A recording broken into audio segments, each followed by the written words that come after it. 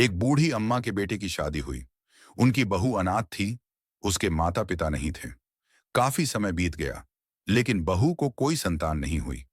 12 वर्षों तक जब कोई संतान नहीं हुई, तो बूढ़ी अम्मा ने एक साधु से जाकर पूछा। साधु ने बताया कि बेटे की किस्मत में संतान सुख नहीं लिखा है। यह सुनकर सास ससुर ने बहू को तंग करना शुरू कर दिया और अंततः उसे घर से निकाल दिया। बेचारी बहू वापस अनाथालय में जाकर रहने लगी।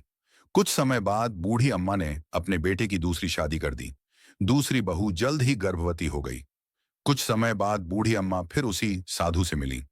अम्मा ने साधु से कहा, बाबा, आपने तो कहा था कि मेरे बेटे को संतान सुख नहीं मिलेगा, लेकिन मेरी दूसरी बहू तो गर्भवती हो गई है।